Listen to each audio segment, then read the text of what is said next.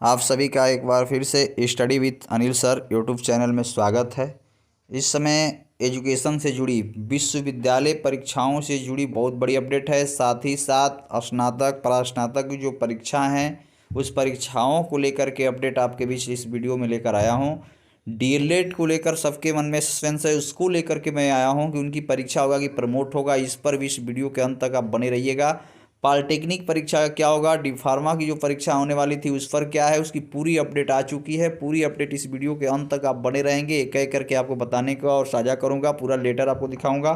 BEd प्रवेश परीक्षा पर क्या आई है बड़ी खबर, इसको भी आपको बताऊंगा। खंड शिक्षा अधिकारी बीईओ की जो परीक्षा होने वाली है उसकी भी क्या अपडेट है, अर्थात तमाम अन्य जितनी भी परीक्षाएं हैं जिसको लेकर परीक्षार्थी अब ऊहापोह की स्थिति में है कोविड-19 को ध्यान में रखते हुए, तो उनके लिए अपडेट अब आ चुकी है। पूरी अपडेट क्या है एक एक करके आपको बताने की मैं कोशिश करूंगा। इस वीडियो के अंत तक आप बने रहिएगा।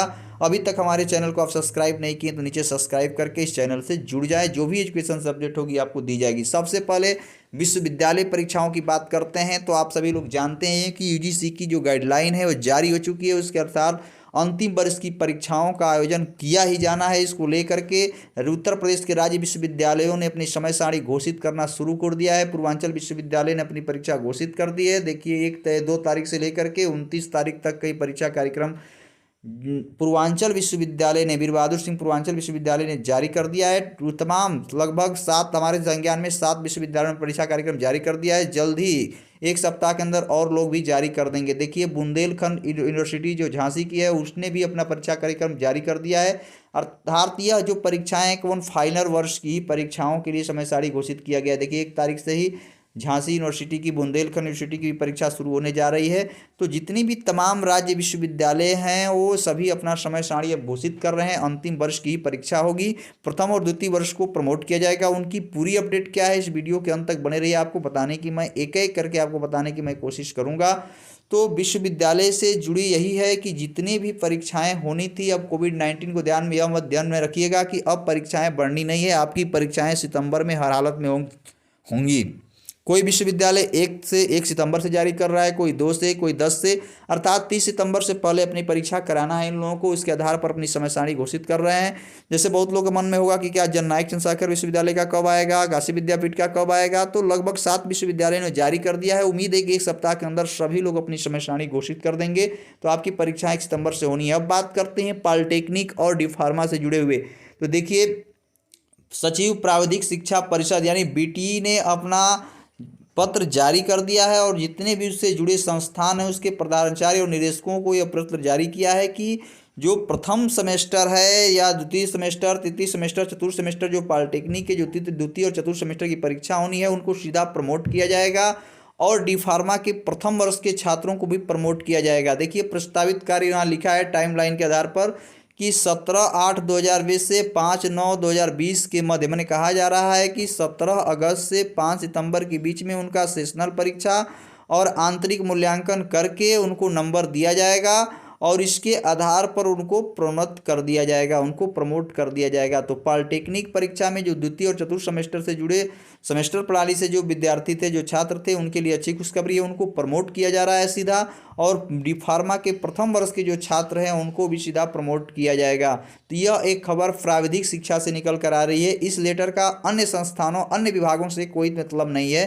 तो अभी यह केवल पॉलिटेक्निक और डी फार्मा से संबंधित है। यह आप सभी लोग जानते हैं कि राज्य विश्वविद्यालय ने भी आदेश जारी कर दिया है सभी विश्वविद्यालयों को। आपकी प्रथम वर्ष और द्वितीय वर्ष के छात्रों को कैसे प्रमोट करेंगे उसके आधार पर प्रमोट करने का आप दिशा निर्देश सभी विश्वविद्यालय जारी करेंगे। तो उसके लिए अलग से दिशा निर्देश जारी होगा। ये केवल प्राविधिक शिक्षा से जुड़ा है कि प्राविधिक शिक्षा ने प्रथम वर्ष को यहाँ पर प्रमोट कर दिया है। तो प्राविधिक शिक्षा अर्थात लखनऊ के बीटी से जुड़े जितने भी संस्थान हैं, उनसे जुड़े जितने भी अभ्यर्थी हैं, उनके लिए अच्छी खुशखबरी है कि प्रथम वर्ष के जो छात्र हैं उनका प्रैक्टिकल होगा और प्रैक्टिकल के आधार पर 50% मार्क आंतरिक के लिए जाएंगे और उसके बाद उनको परीक्षा करके कैरी ओवर करके उनको पास कर दिया जाएगा।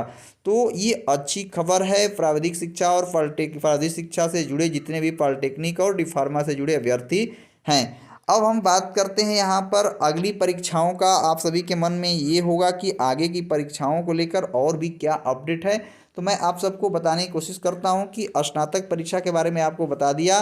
उसके बाद प्राविधिक शिक्षा से जुड़े जितने भी हैं, जिसमें बात किया गया आपको पॉलिटेक्निक और क्या कहते हैं डिफार्मा फार्मेसी से जुड़े। अब हम बात करते हैं कुछ परीक्षाएं होने वाली हैं, जैसे बीएड प्रवेश परीक्षा होने वाली है 9 अगस्त को।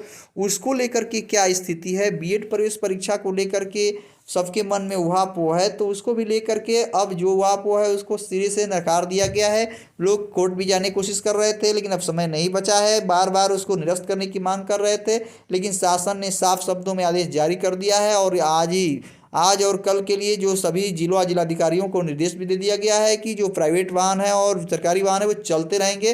अर्थात 9 अगस्त को उनकी परीक्षा होनी है, पूरी पारदर्शिता के साथ होगी, पूरे सोशल डिस्टेंसिंग को ध्यान में रखते होगी, पूरी व्यवस्था का मद्देनजर व्यवस्थाएं कर ली गई हैं और परीक्षाएं 9 अगस्त को जब समय सारणी है उस समय सारणी के अनुसार होंगी।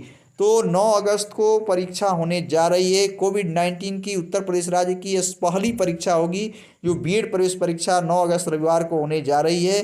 तो ये परीक्षार्थियों के लिए एक अच्छी खबर भी है कि उनका अब बीएड में नामांकन के लिए प्रवेश परीक्षा कराई जा रही है। और सबसे बड़ी बात यह है कि परीक्षार्थियों को अपना खुद का ध्यान रखना होगा, स्वास्थ्य के आधार पर वो जाएँ तो सोशल डिस्टेंसिंग को बरकरार रखें, अपने परीक्षा कक्ष में बैठें और अपने स्थान के बाद इधर उधर न घूमें और उसके बाद आप सीधे घर के लिए निकल जाएं, वहाँ भीड़ भाड़ जगह पर न जाएं। तो बीएड प्रवेश परीक्षा के लिए ये एक अच्छी खबर है।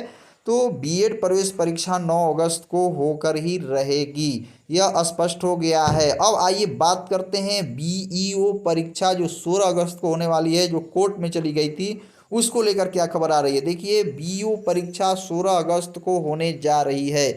तो बीईओ जो परीक्षा है, खंड शिक्षा अधिकारी की जो परीक्षा उत्तर प्रदेश राज्य सरकार की है, तो बीएड प्रवेश परीक्षा के बाद कोविड-19 के समय बीईओ परीक्षा जो खंड शिक्षा अधिकारी की परीक्षा है वह भी होगी। अर्थात अगले रविवार को 16 अगस्त को होना लगभग तय हो चुका है, क्योंकि जनहित याचिका हाईकोर्ट में डाली गई थी, जिसने हाईकोर्ट ने स्टे देने से साफ मना कर दिया है। वो कहते हैं कि यह हमारे अधिकार क्षेत्र में नहीं आता है, हम एक दिशा निर्देश दे सकते हैं सोशल डिस्टेंसिंग को ध्यान में रखते हुए, लेकिन परीक्षा को हम नहीं रोक सकते हैं। तो यह मानकर चलिए कि बीईओ परीक्षा भी 16 अगस्त को होगी।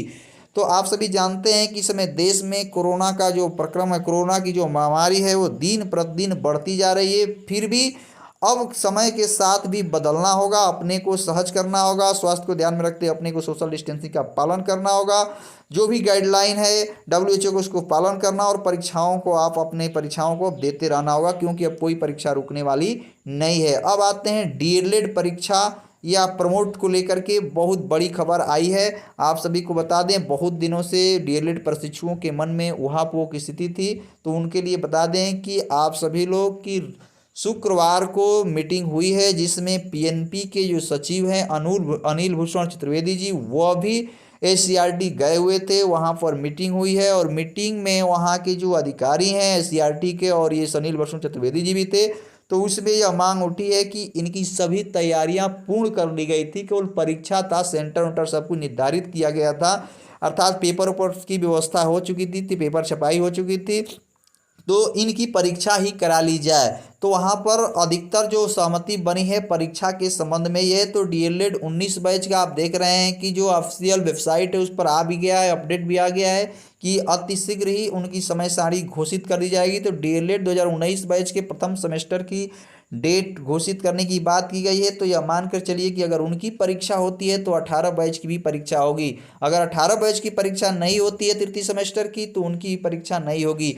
अब यहाँ पर थोड़ा सा प्रशिक्षुओं का जो संगठन है इसको सक्रिय होना होगा। एक सप्ताह के अंदर अगर विरोध अच्छे से करते हैं, हाँ अभी प्राप्त जो जानकारी है उसके अनुसार से डीएलएड के जो संगठन है कोर्ट भी जाने की बात कर रहे हैं, लेकिन समय के साथ ही जाना होगा, समय बीत जाने के बाद कुछ नहीं होगा। उम्मीद है कि बहुत जल्द ही डीएलएड की समय सारणी परीक्षा की घोषित की जा सकती है। यहाँ तक कि मैं ये नहीं कह सकता, उस मीटिंग में यह भी प्रमोट की बात की गई है, क्योंकि कुछ अधिकारियों का मानना है कि जो अन्य जो विभाग हैं, जो शिक्षा विभाग है उसमें प्रमोट किया जा रहा है, तो डीएलएड में क्यों ना प्रमोट किया जाए। तो इसको लेकर के अभी 1 से 2 दिन में अभी पूर्ण सहमति बनेगी, लेकिन परीक्षा की 60% संभावना हो गई है। तो आप परीक्षा की तैयारी करते रहें। तो डीएलएड जो सेमेस्टर है 2019 प्रथम सेमेस्टर, वो परीक्षा की तैयारी करते रहें। डीएलएड जो 2018 बैच तृतीय सेमेस्टर है, वो भी परीक्षा की तैयारी करते रहें जब तक प्रमोट का कोई ऑफिशियल न्यूज न आ जाए। जैसे आप अभी देखे हैं, प्रावधिक शिक्षा विभाग का जो ऑफिशियल न्यूज आया है उसमें प्रमोट करने की बात कर दी गई है, लेकिन डीएलएड का अभी कोई प्रमोट की सूचना नहीं है। वहां अभी भी परीक्षा को लेकर की सहमति बनी है। तो यह शुक्रवार शाम की मीटिंग की जो अपडेट थी उसको आपको हम दे दिए। सोमवार तक जो स्थिति आपको बताने की कोशिश करेंगे। तो एजुकेशन से ये परीक्षा से जुड़ी बड़ी अपडेट थी। आपको और भी अपडेट पाना चाहते हैं तो हमारे चैनल को सब्सक्राइब कर लें और अधिक से अधिक लोगों को शेयर भी करें। अंत तक इस वीडियो में बने रहने के लिए आप सभी लोगों का धन्यवाद।